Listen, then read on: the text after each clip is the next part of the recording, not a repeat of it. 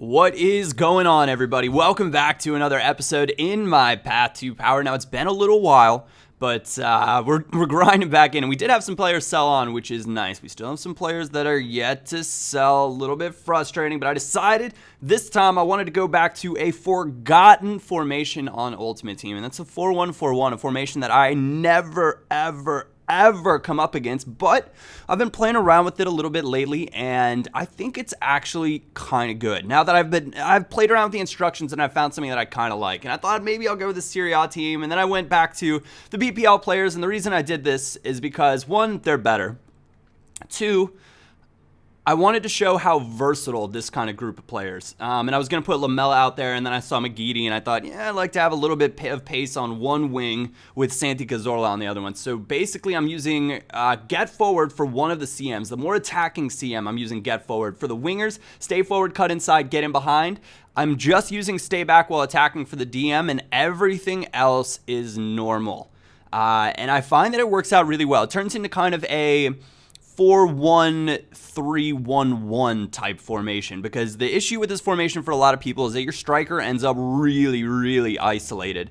But having one of your CMs get forward, it seems to help out with that. And you can see Alexis Sanchez picking it up really easy. He's just rushing it forward, and he creates all sorts of a problem for himself. Really easy 1-0. And I probably should have been up earlier in this match. It was one of those that could have gotten out of hand by this point in the game. So I was just pleased to get that first goal and progress on from there.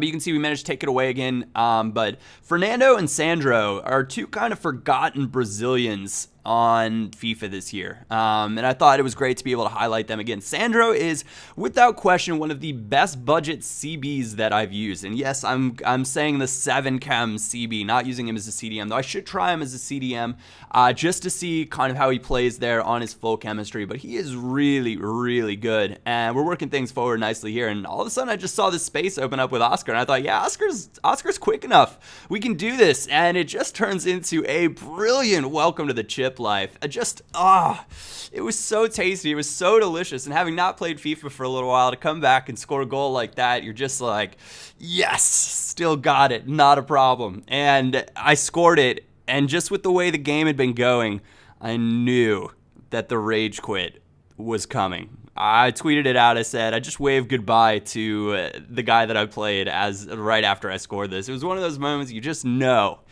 And while we watched the replay, I let him enjoy it a few more times. More so, I let myself enjoy it, because this isn't one of those where a lot of people say chipping comes down to the keeper AI being a little bit poor.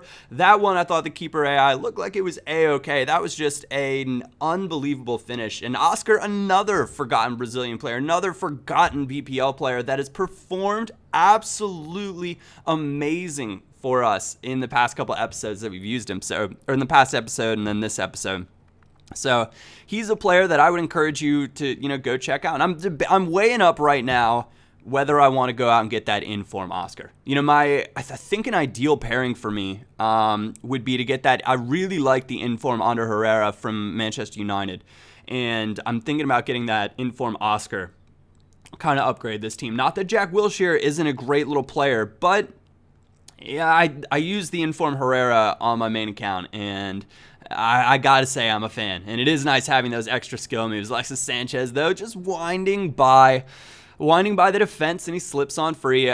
Still at 7-chem as a striker, or set as a right forward or whatever. I like him better than Aguero, you name it. He is one of my absolute favorite strikers on the game. You can see this is just a brilliant run. And he gets the speed touch out of that, and he tries to take him down. One more slide attempt, and it ends up just, the chip life.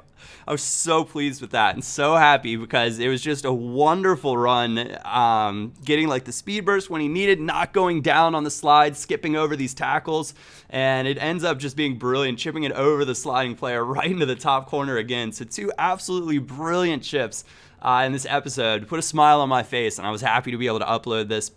I will have another episode, not of Path to Power Out, but later today I'll be uploading the final ep before the knockout rounds of Fatal, and then we'll be getting into the knockout rounds later on this week. So if that's a series that you guys are interested in, be sure to stay tuned for when that is going to drop. It's Oscar picking it up nice and easy in the midfield, and then He gave me some space, but Alexis Sanchez, just a brilliant run. It's a first-time chip right over the keeper. Keeper's caught in no man's land right there. If you're going to pump fake your keeper, you got to kind of do it early and then let him get back. He dragged him way, way, way too far out. And I think that tactic, which I call it pump faking the keeper, you can call it baiting the keeper, whatever you want to call it.